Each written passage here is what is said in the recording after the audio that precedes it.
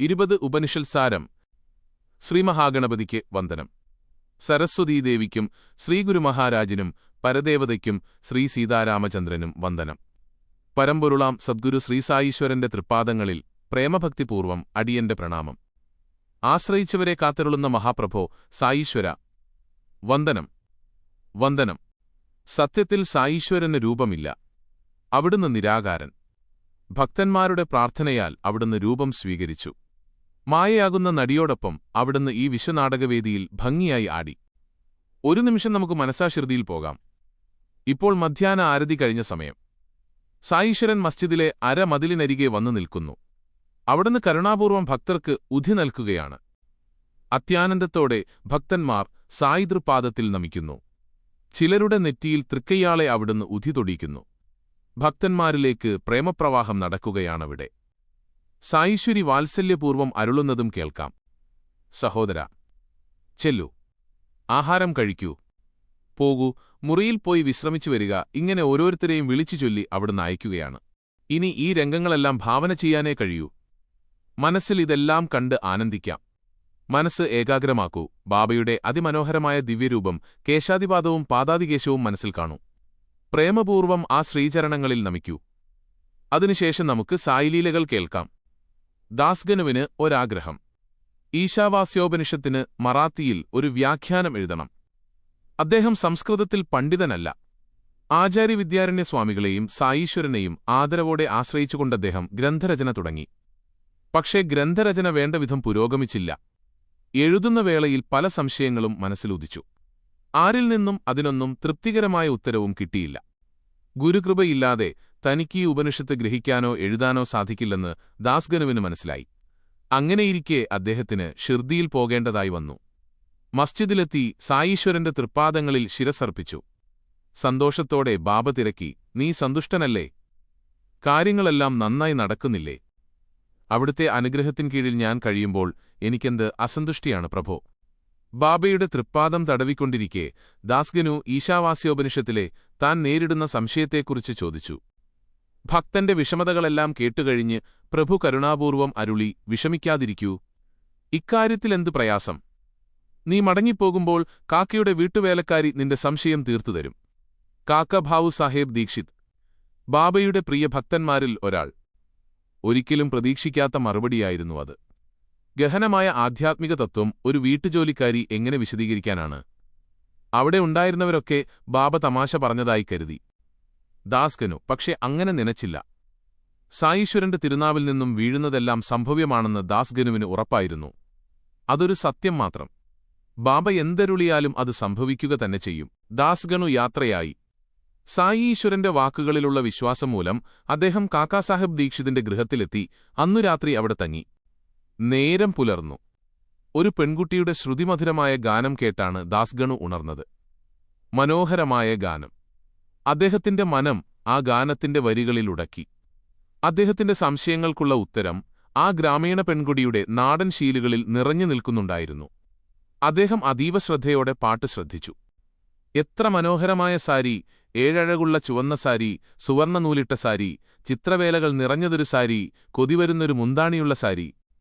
ഇങ്ങനെ അവൾ ഒരു സാരിയെ മനോഹരമായി വർണ്ണിച്ച് പാടിക്കൊണ്ടിരുന്നു. സാരിയുടെ വർണ്ണനയിൽ അവൾ തന്നെ മറന്നുപോയി. ദാസ്ഗനു സമ്മിശ്ര വികാരങ്ങളോടെ ആ പെൺകുടിയെ കാണാനായി തിടുക്കത്തിൽ എഴുന്നേറ്റ് ചെന്നു. അവിടുത്തെ വേലക്കാരൻ നമ്മിന്റെ സഹോദരിയാണ് ആ പെൺകുട്ടി. അവൾ പാത്രം കഴുകിക്കൊണ്ട് മതിമറന്നു പാടുകയാണ്. പഴകിക്കീറിയ വസ്ത്രമാണ് അവൾ ധരിച്ചിരിക്കുന്നത്. വളരെ ശോചനീയമായ അവസ്ഥ.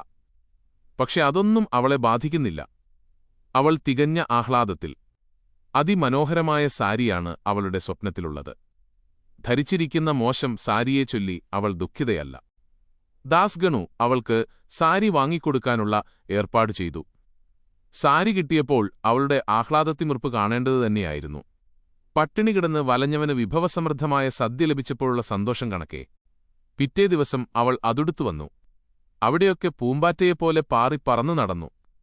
മറ്റു കുട്ടികളോടൊരുമിച്ച് കൈകോർത്ത് നൃത്തം ചവിട്ടി. അടുത്ത ദിവസം അവൾ വന്നത് പഴയ വസ്ത്രവുമായി. അവൾ തന്റെ പുതിയ സാരി വീട്ടിൽ ഭദ്രമായി സൂക്ഷിച്ചുവെച്ചു. പക്ഷേ അവൾ തികച്ചും സന്തുഷ്ടയായിരുന്നു. ദാസ്ഗനുവിനും സന്തോഷമായി. ഇപ്പോൾ അവൾ ധരിച്ചിരിക്കുന്നത് പഴയ വസ്ത്രം. പക്ഷേ അവൾക്ക് സ്വന്തമായി നല്ലൊരു സാരി ഇപ്പോൾ ഉണ്ടെന്നറിയാവുന്നതിനാൽ അദ്ദേഹത്തിന് തലേദിവസത്തെപ്പോലെ വിഷമം തോന്നിയില്ല. ഈ സംഭവത്തെക്കുറിച്ചുള്ള ചിന്തകൾ അലയടിച്ചുയരവേ ദാസ്ഗനുവിന് വെളിപാടുപോലെ ഒരു സത്യം ബോധ്യപ്പെട്ടു. സന്തോഷവും സന്താപവും മനസ്സിന്റെ തോന്നൽ മാത്രം. അതുകൊണ്ട് സുഖദുഃഖങ്ങളിൽ മനമിടറേണ്ട കാര്യമില്ല. കിട്ടുന്നതുകൊണ്ട് തൃപ്തനാകുക. അത് ഈശ്വരേച്ഛയാണെന്ന് ഉറപ്പിക്കുക. ഈശ്വരൻ നാനാഭാഗത്തുനിന്ന് നൽകുന്നതെല്ലാം സന്തോഷത്തോടെ സ്വീകരിക്കുകയാണ് വേണ്ടത്. അതെല്ലാം നമ്മുടെ നന്മയ്ക്കാനെന്നറിയുകയും വേണം. ഈശ്വരനില്ലാത്ത ഒരു സ്ഥലം പോലുമില്ല. അത് പൂർണ്ണമാണ്, ഇതും പൂർണ്ണമാണ്. പൂർണ്ണത്തിൽ നിന്ന് പൂർണ്ണം എടുത്താലും എടുത്തതും പൂർണ്ണമാണ്, ശേഷിക്കുന്നതും പൂർണ്ണമാണ്. അതുകൊണ്ട് ഞാൻ എന്റെ എന്നീ ചിന്തകളെ ഒഴിവാക്കി ജീവിക്കുക. ആരുടെയും ഒന്നും ആഗ്രഹിക്കാതിരിക്കുക. ഈ സംഭവത്തിൽ പെൺകുട്ടിയുടെ ദാരിദ്ര്യാവസ്ഥയും പഴയ വസ്ത്രവും പുതിയ സാരിയും ദാനം കൊടുത്തയാളും സ്വീകരിച്ച പെൺകുട്ടിയുമെല്ലാം ഈശ്വരാംശമാണ്. ഈ മഹത്തായ തത്വം ബാബ ഇങ്ങനെ ദാസ്ഗനുവിന് ബോധ്യപ്പെടുത്തിക്കൊടുത്തു. എന്തിനാണ് സായി ഈശ്വരൻ ദാസ്ഗനുവിന്റെ സംശയം ഇങ്ങനെ നിവൃത്തിയാക്കിയതെന്ന് നമുക്ക് സംശയം തോന്നാം. അപ്പോൾ അവിടെ വച്ചുതന്നെ ഇക്കാര്യം ഉപദേശിക്കാമായിരുന്നില്ലേ? മഹാഗുരുക്കന്മാരുടെ ശിക്ഷണരീതി അനന്യമാണ്. നമുക്കിതിന്റെ സൂക്ഷ്മതലം ഗ്രഹിക്കുക വളരെ ക്ലേശകരം. ദരിദ്രയായ ആ കൊച്ചു പെൺകുട്ടിയിലും ഈശ്വരൻ വസിക്കുന്നു. ഇത് ദാസ്ഗനുവിനെ അനുഭവപ്പെടുത്തി കൊടുക്കുകയായിരുന്നു സായി ഈശ്വരൻ. എന്താണ് ഉപനിഷത്തുക്കളുടെയും ഗീതയുടെയും സാരം? നമ്മുടെ ഉള്ളിലുള്ളത് ആത്മസ്വരൂപമാണ്. അതിനെ തിരിച്ചറിയുക. അപ്പോൾ സകല ജീവജാലങ്ങളിലും കുടികൊള്ളുന്നത് ഒരേയൊരു ആത്മാവാണ്, ചൈതന്യമാണ്, ഈശ്വരനാണ് എന്ന അറിവും അനുഭൂതിയുമുണ്ടാകും. ഇതിന് നമ്മെ പ്രാപ്തരാക്കുകയാണ് പുണ്യഗ്രന്ഥങ്ങളുടെ ലക്ഷ്യം. സത്യമതാണ്. പക്ഷേ നാം ചിന്തിക്കുന്നത് മറിച്ചും. ഞാൻ ബ്രാഹ്മണൻ, മറ്റുള്ളവർ താഴ്ന്ന ജാതിക്കാർ. ഇത്തരം ചിന്തകൾ അകന്നാലേ ആത്മാവിനെ അറിയാനാകൂ. അജ്ഞാനജന്യമായ ഇത്തരം ചിന്തകൾ അകലണമെങ്കിൽ നിഷ്കാമമായി കർമ്മം ചെയ്യണം. അപ്പോൾ മനം ശുദ്ധമാകും. ശുദ്ധമായ മനസ്സിൽ ജ്ഞാനം പ്രകാശിക്കും. ഇതിന്റെ ആദ്യപടിയെന്ന നിലയിൽ സ്വത്തിനും പണത്തിനും വേണ്ടിയുള്ള പരക്കം പാച്ചിൽ കുറച്ചു കൊണ്ടുവരിക. പിന്നെ ക്രമേണ ഉപേക്ഷിക്കുക. അതിന് കഴിയുന്നില്ലെങ്കിൽ ജീവിതം മുഴുവനും ഈശ്വരസ്മരണയോടെ കർമ്മം ചെയ്യുക. അതിന്റെ ഫലം ഗുണമായാലും ദോഷമായാലും ഭഗവാന് സമർപ്പിക്കുക. ഒന്നും ചെയ്യാതിരിക്കുക, അതായത് നിഷ്കർമ്മത്വം വലിയ തെറ്റുതന്നെയാണ്. അത് നമ്മെ അധപ്പതിപ്പിക്കുക തന്നെ ചെയ്യും. ഗുരുക്കന്മാരുടെ ഗുരുവാണ് സായീശ്വരൻ. അവിടുത്തെ ശിക്ഷണം തികച്ചും വ്യത്യസ്തം. ബാബ ഷീർദിയിൽ നിന്നും പുറത്തുപോയിട്ടില്ല. പക്ഷെ സാധകരെ അവരുടെ ഉന്നമനത്തിനായി മച്ചീന്ദ്രഗഥ, കോൽഹാപൂർ, ഷോലാപൂർ എന്നിവിടങ്ങളിലേക്ക് അയക്കാറുണ്ട്. അകലെയുള്ള പലരുടെയും മുന്നിലും അവിടുന്ന് പ്രത്യക്ഷപ്പെട്ടു. ചിലരുടെ സ്വപ്നത്തിൽ വന്ന് ഉപദേശങ്ങൾ നൽകി. മറ്റു ചിലരെ നേരിട്ടുപദേശിച്ചു. കാക്കായുടെ വേലക്കാരി പെൺകുട്ടി മുഖേന സർവ്വവും ഈശ്വരലീലയാണെന്ന് ബാബ ദാസ്ഗണുവിനെ പഠിപ്പിച്ചു. ഇനി ഈശാവാസ്യോപനിഷത്തിനെക്കുറിച്ച് 2 വാക്ക്. ഇക്കാണായ പ്രപഞ്ചം മുഴുവനും ഈശ്വരൻ നിറഞ്ഞിരിക്കുന്നു എന്നാണ് ഇതിലെ മഹത്തായ ആദ്യ സന്ദേശം. ഈശ്വരേച്ഛയാണ് സദാ സംഭവിച്ചുകൊണ്ടിരിക്കുന്നത്. അതുകൊണ്ട് ദൈവകൽപ്പിതമായി വന്നു ചേരുന്നതിനെയെല്ലാം സന്തോഷപൂർവ്വം സ്വീകരിക്കുക. കാരണം അതെല്ലാം നമ്മുടെ നന്മയ്ക്കു വേണ്ടിയാണ്. എല്ലാ ജീവജാലങ്ങളിലും ഈശ്വരനെ കാണണം. ഈശ്വരനിൽ സമസ്ത ജീവജാലങ്ങളെയും കാണുക. അതിനു കഴിഞ്ഞാൽ വെറുപ്പ്, വിദ്വേഷം, വ്യസനം, മോഹം തുടങ്ങി സമസ്ത ദുർഗുണങ്ങളും അകലും. ആത്മദർശനം ലഭിച്ചവർക്ക് സാധാരണ മനുഷ്യരെപ്പോലെ ദുഃഖവും ഭയവും ഉണ്ടാകില്ല. സായിനാഥനെ സ്മരിക്കൂ, മനഃശാന്തി നേടൂ. 20-ാം അധ്യായം സമാപ്തം. ഓം അസഹായ സഹായായ നമഃ.